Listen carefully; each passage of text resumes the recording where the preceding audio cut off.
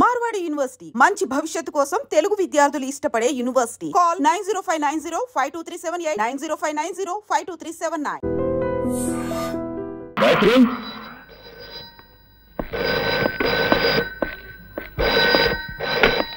Hello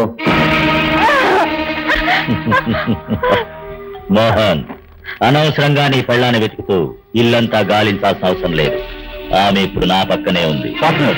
ఏమిటి? నీ పెళ్ళాన్ని ప్రాణాలతో చూడాలనుకుంటే ఆ నాగమణి మర్యాదగా తీసుకెళ్లి రుద్రకిచ్చే. ఏమిటి కొత్త కదా? ఆ నాగమణి మన ముగ్గురికి సొంతం. మర్యాదగా నేను చెప్పింది చెయ్యి, లేదా నీ పెళ్ళాన్ని ప్రాణాలతో చూడలేవు. కావాలంటే నీ ఇంట్లోని టీవీ ఆన్ చేసి చూడు. నీ భార్య స్థితిలో ఉందో నీకే తెలుస్తుంది. నీ మొగుడు నిన్ను టీవీలో చూస్తున్నాడు. నిన్ను నేను ఎలా హింస పెడుతున్నానో వాడికి తెలియాలిగా.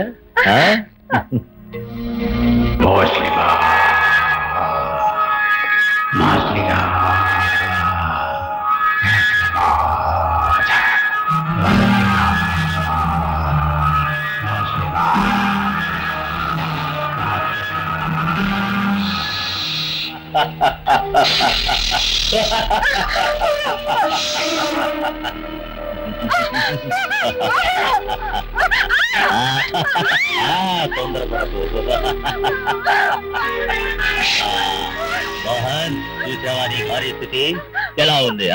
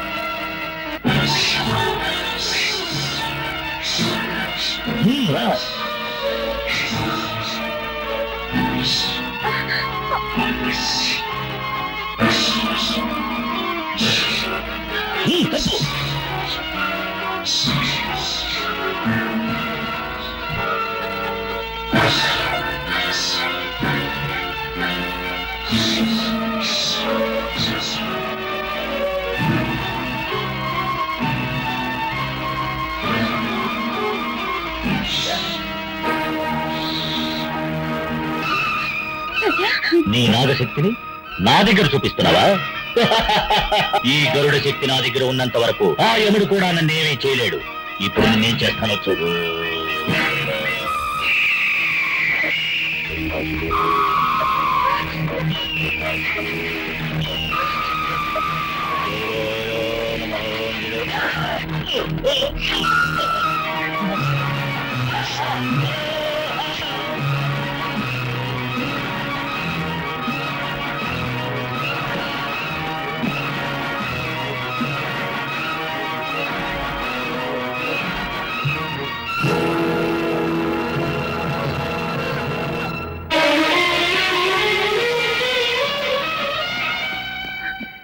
ఏంటమ్మా దేవుడు సాక్షిగా అడుగుతున్నాను, నిజం చెప్పు. నువ్వెవరు?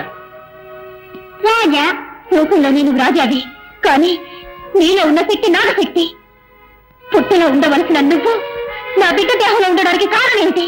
నా శిరస్సు మీద ఉండాల్సిన నాగమణి నీ భర్త చేతుల్లో ఉంది, అదొక్కటే కారణం.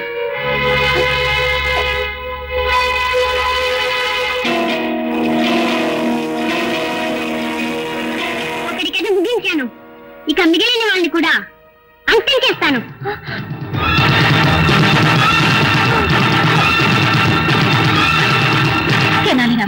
నువ్వు మాట్లాడకపోయినా రాజా ఒక పామని ఎన్నోసార్లు నాకు చెప్పడానికి ప్రయత్నం చేశావు.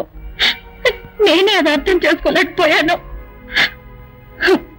ఏం చేయగలం? కట్టుకున్న మొగుడు ఒక హిరణ్యకశిపుడిగా ఉంటాడని, కన్న బిడ్డ ఒక ప్రహ్లాదుడిగా ఉంటాడని నేను కళ్ళ కూడా అనుకోలేదే. పగబట్టిన పాము పిల్లాడి రూపంలో వచ్చిందని చెప్పి నా భర్తను ఎలాగైనా కాపాడాలని చూస్తున్నాను. కానీ దానివల్ల రాజా ప్రాణానికి ఏదైనా ప్రమాదం వస్తుందేమోనని భయంగా ఉంది. నిజం తెలుసుకోవచ్చు కానీ రహస్యాన్ని మాత్రం తెలుసుకోనేకూడదు.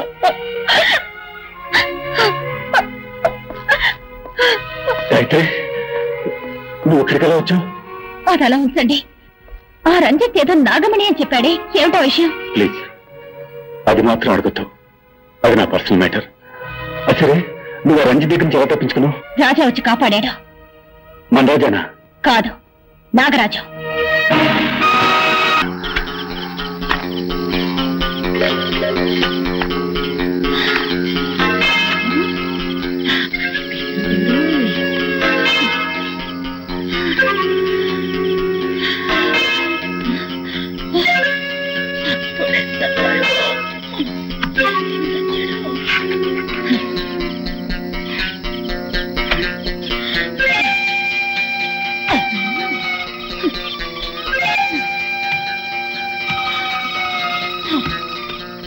అమ్మయ్యా, ఎట్లాగో శవాన్ని పూడ్చిపెట్టేశాను. అబ్బా, ఏమండి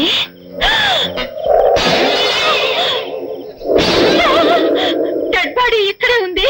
అయితే నేను పూడ్చింది ఎవరిని? నా మేనేజర్ గారు. మేనేజర్ గారు, అయ్యో ఎంత తప్పు జరిగిపోయింది మేనేజర్ గారు. అయ్యో, ఆ పక్కన అనుకుని మిమ్మల్ని పూర్తి చేశానే.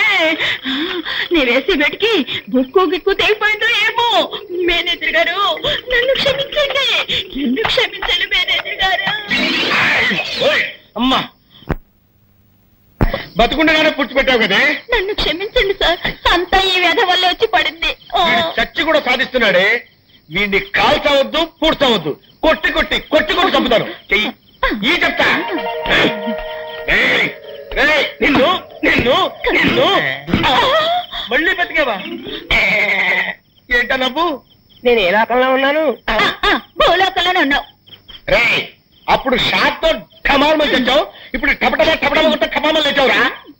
ఆ తెనాలి రాముడు బాధగా తట్టుకోలేక ఇక్కడికి వచ్చి ఇరుక్కున్నావు. బాబు, నన్ను వదిలేయండి, నన్ను వదిలిపెట్టండి.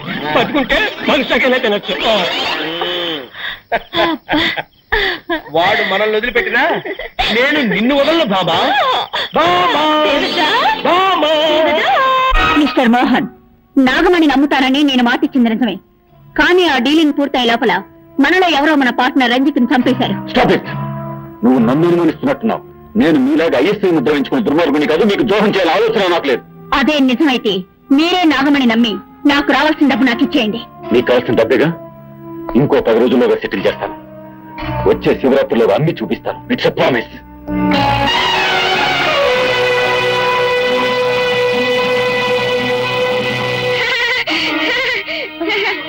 రాజా, నీ భర్త శివరాత్రిలోగా నాగమణి నమ్ముతాడా? అంతవరకు వాళ్ళ ప్రాణాలతో ఉంటాడా? శివరాత్రిలోగా ఆ పాపత్తుల మీద పని తెచ్చుకుంటాను. గుడికి నాగమణిని తీసుకెళ్తాను. శివరాత్రి నాడు శివుడికి పూజ చేస్తాను. ఇది సత్యం. నీకు దీర్ఘాయుషు, కానీ నీ మాంగళ్యానికి అల్పాయుషు. నేటితో నీ భర్త కథ ముగిస్తాను.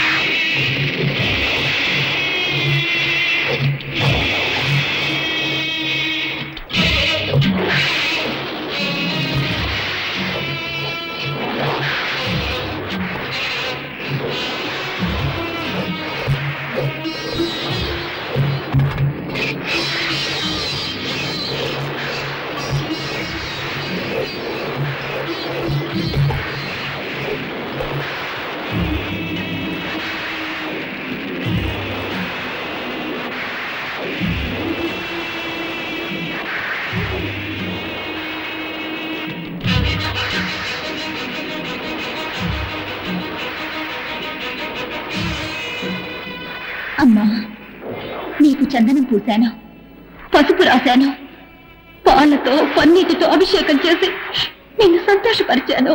కానీ ఈ రోజు నిన్ను ఉద్రేకపరచబోతున్నాను. నూరిన మిరపకారం పూసి నిన్ను ఆవేశింపచేస్తున్నాను. చల్లబడిన నీ దేహం నిప్పుల్లా ఉడికిపోవాలి. పువ్వుల్లా కనిపించే నీ కళ్ళు అగ్నికణాల్లా మారిపోవాలి.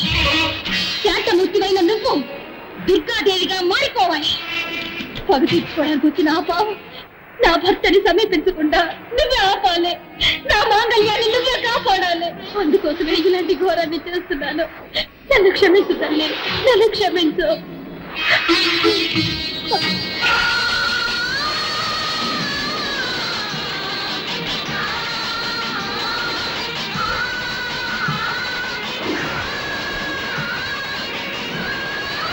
ఇప్పుడే వెళ్ళి వాళ్ళని అంతం చేస్తాను.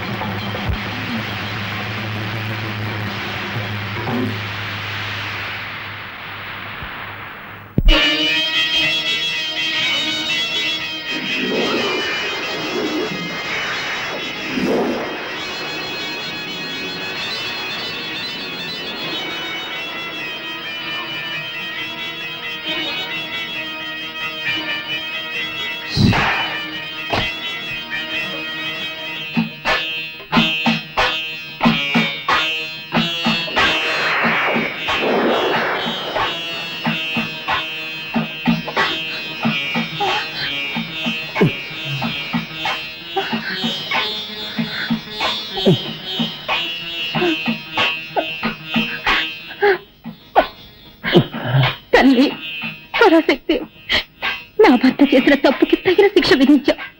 అదే సమయంలో పగబట్టొచ్చిన ఆ పావు ఆయన్ని సమీపించకుండా ఆపావమ్మా, ఆపావు.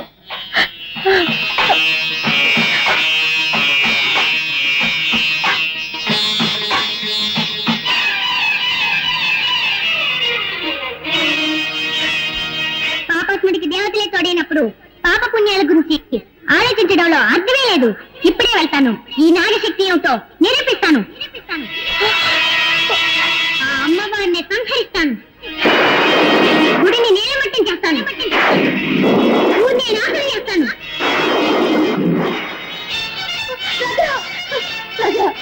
నా మాట లేదురా, అంత పని చేయదురా. రాజా వద్దురా.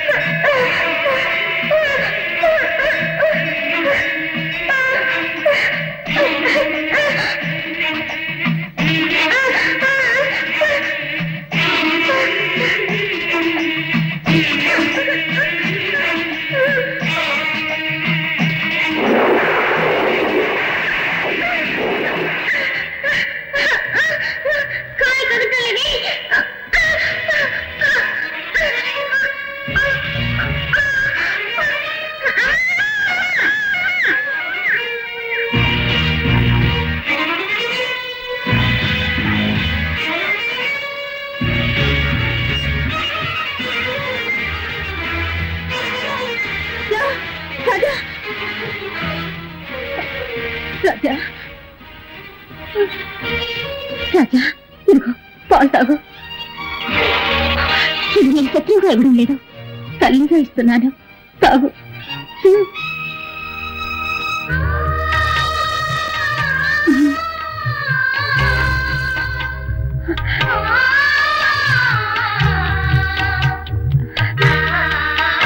నీ కోపం ఇప్పుడు తీరిందా?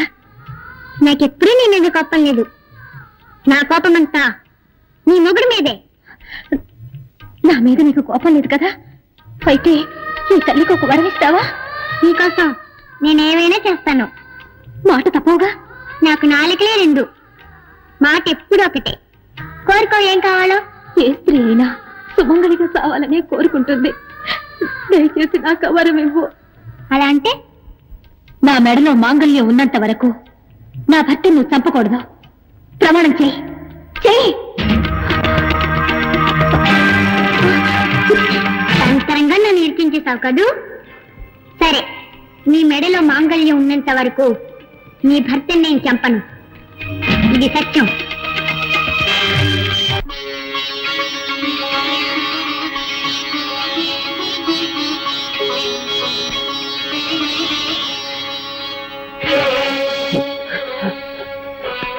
అమ్మా, నన్ను అనుగ్రహించి నువ్వు వేసిన ముత్యాల్ని నువ్వే తీసుకున్నావు తల్లి.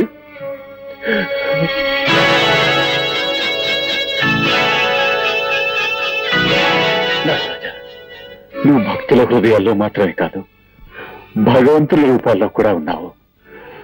నీ శక్తి ఏమిటో తెలుసుకోలేక అపరాధం చేశాను.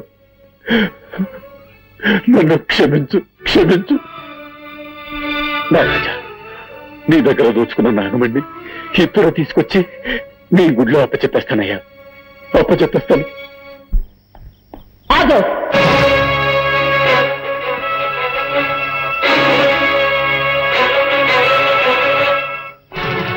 మర్యాదగా ఆ నాగమణిని నాకిచ్చే. ఈ నాగమణి ఆ నాగదేవతకే సొంతం. ఆ నాగదేవత ముఖ్యమో లేక నీ ఇంటి దేవత ముఖ్యమో నువ్వే నిర్ణయించుకో. ఏంటా వాగుడు? అక్కడ చూడు.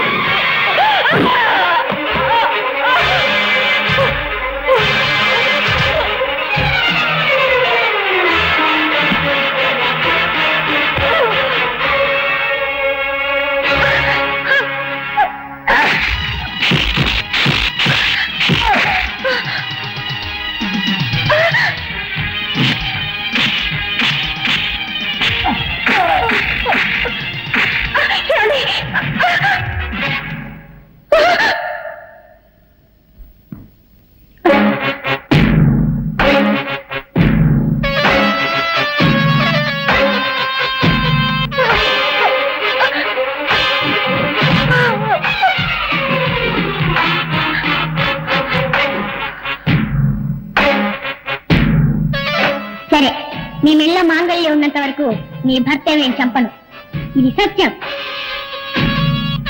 ఇంతవరకు నేను ఇచ్చిన మాట కాపాడుకున్నాను.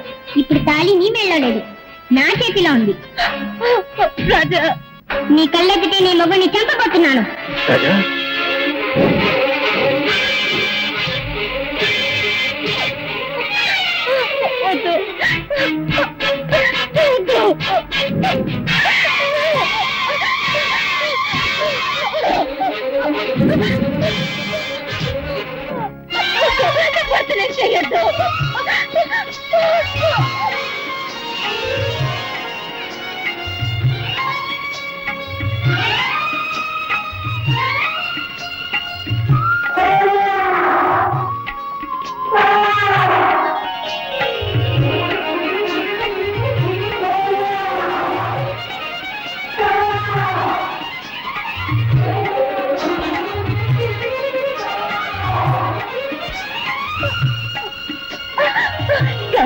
ఈ తాళి నా మెళ్ళ కట్టండి, త్వరగా కట్టండి.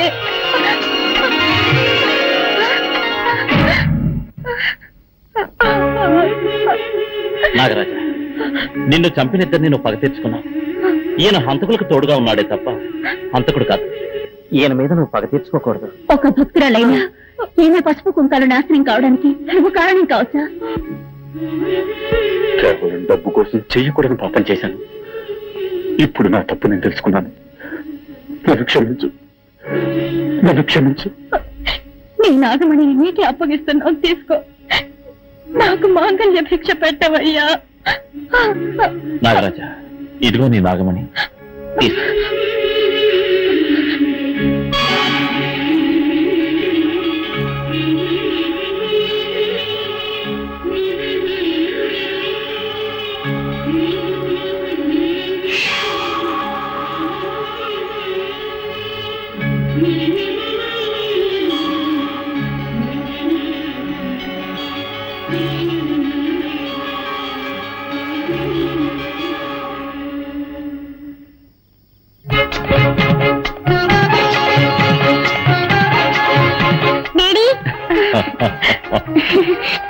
రాజా